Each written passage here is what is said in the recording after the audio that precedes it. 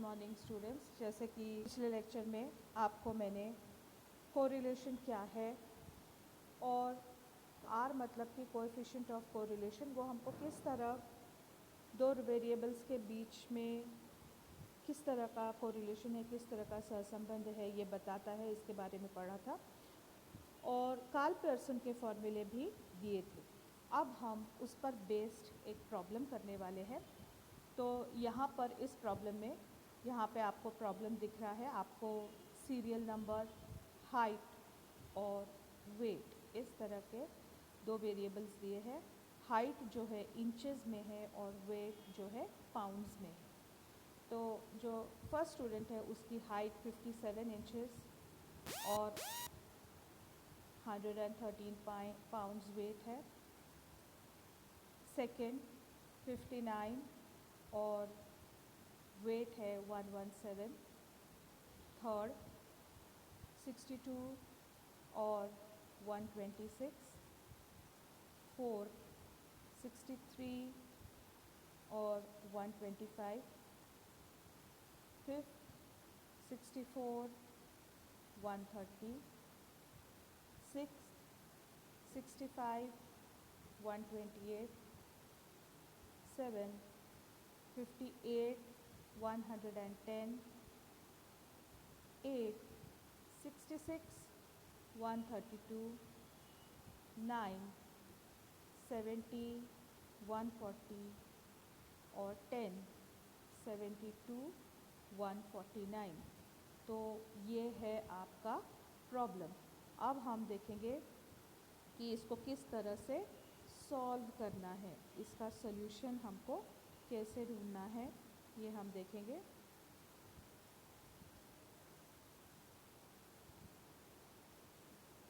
यहाँ पर आपको इसका सॉल्यूशन दिख रहा है, देखिए आप।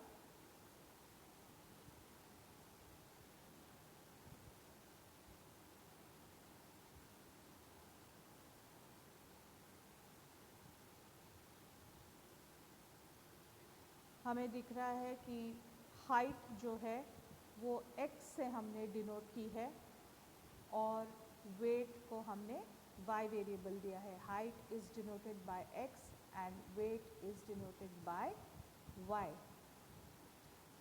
अब x के जो भी वैल्यूज़ है जो हमारे प्रॉब्लम में दिए थे वो हमने एक के नीचे एक लिख लिए हैं, जो है 57, 59, 62, 63, 64, 65, 66, नहीं सॉरी 65 के बाद 8, फिर 66, फिर 70 और 72। अब आपको दिख रहा होगा कि जहाँ पर x सीरीज़ लिखी है वहाँ पर 64 के आगे एक गोला बनाया हुआ है। तो ये गोला क्या बताता है हमको?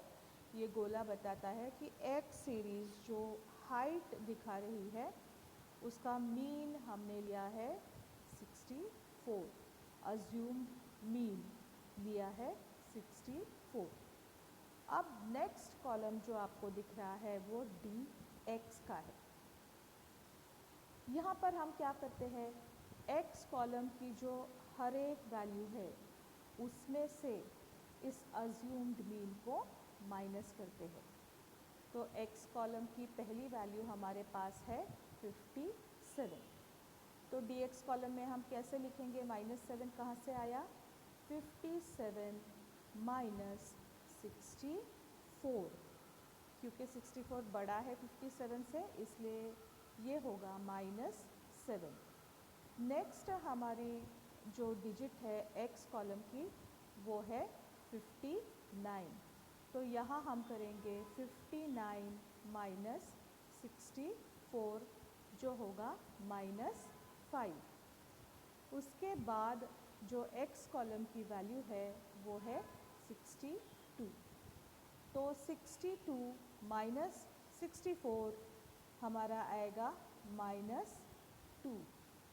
63 minus 64 -1। 64 minus 64 0। 65 minus 64 1। 58 minus 64 minus 6, 66 minus 64 plus 2, 70 minus 64 6 और 72 माइनस 64 है 8। लास्ट में आप देखेंगे n इज इक्वल टू 10 लिखा है। n मतलब कि number of observations. Number of observations 10 है, हमें 10 स्टूडेंट्स की इंफॉर्मेशन दी है, इसलिए n is equal to 10। Summation dx, यहाँ हम क्या करते हैं, इस dx कॉलम के जो भी फिगर्स है इन सबको ऐड करते हैं। तो -7, -5, -2, यहाँ आप देखिए -5 -2 हो रहा है -7, -7 -7 -14, -1 -15 और फिर +1 मतलब कि फिर से -14, -6 मतलब कि -20, -20 में +2 -18, -18 + 6 -12 और -12 + 8 होगा -4, इसलिए dx की वैल्यू आई है -4। नेक्स्ट कॉलम की तरफ हम बढ़ेंगे जो है dx²। यहाँ पर आप देखेंगे कोई नेगेटिव वैल्यू नहीं है। इसका कारण ये है कि जो नेगेटिव वैल्यूज़ है वो जब स्क्वायर हो रही है तो वो पॉजिटिव वैल्यू में कन्वर्ट हो रही है।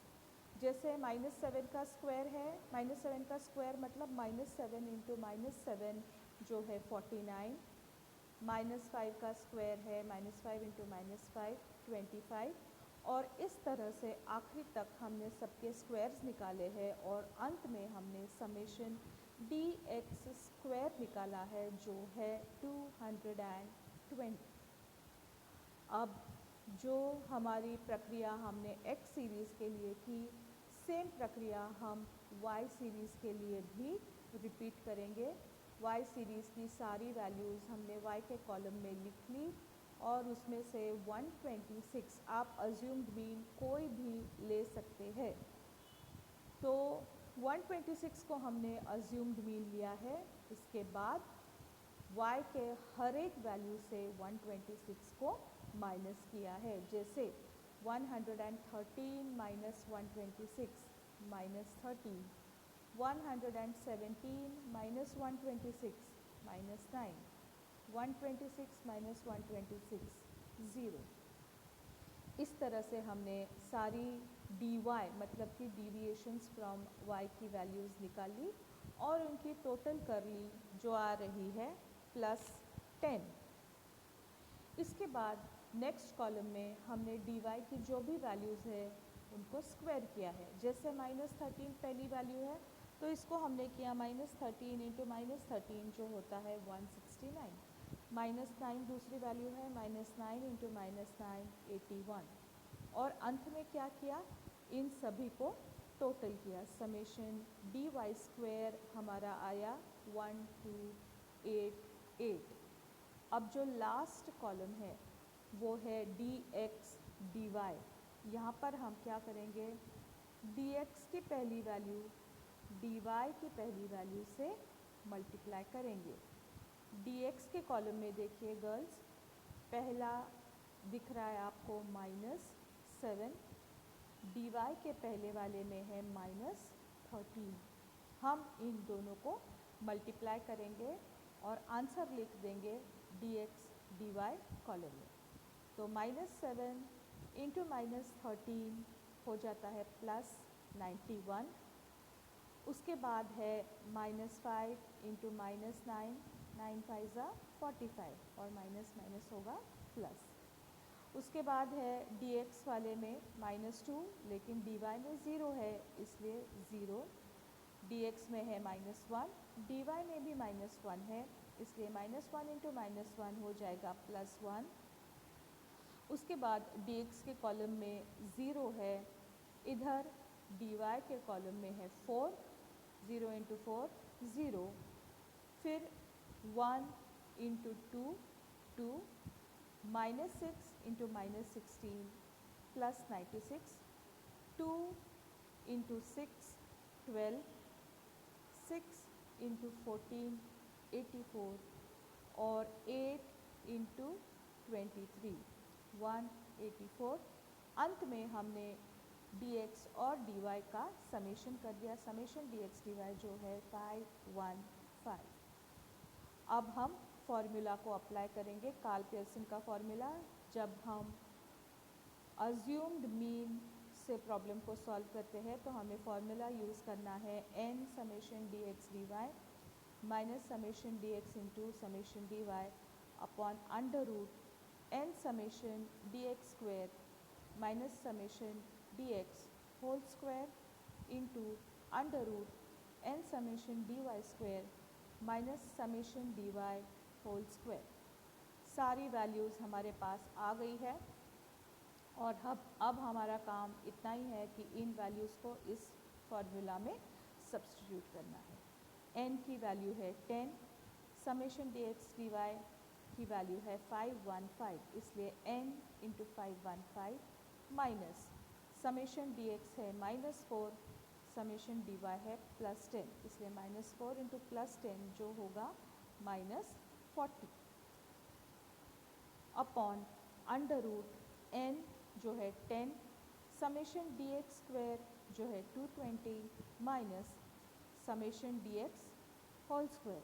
तो समेशन dx है -4 का जब हम स्क्वायर तो वो हो जाएगा +16, लेकिन ब्रैकेट के बाहर माइनस की वैल्यू है इसलिए वो होगा 10 इंटू 220 माइनस 60।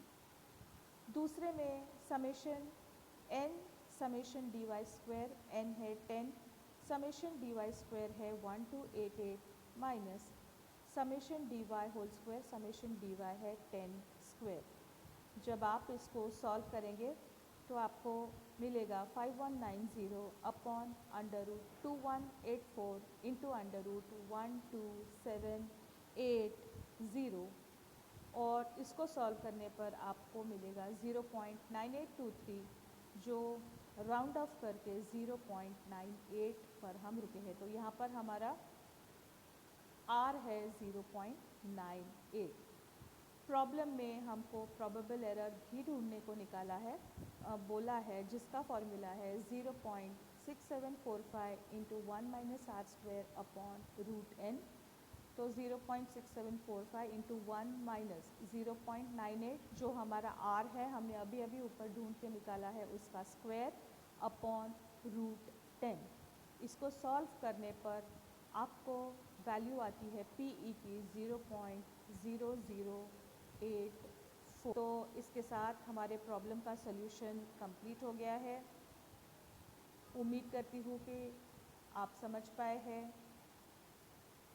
ये मेरा भी पहली बार ही है कि मैं इस तरह से ऑनलाइन स्टैटिस्टिक्स पढ़ा रही हूँ। फिर भी आपको किसी तरह की दिक्कत हो, किसी तरह की प्रॉब्लम हो तो आप मुझे कॉल कर सकते हैं। ये वीडियो और ये नोट्स आपके ग्रुप पर मैं डाल दूँगी।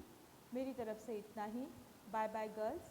कल और एक वीडियो लेकर आऊँगी मैं, तब तक घर पे रहो, सेफ रहो।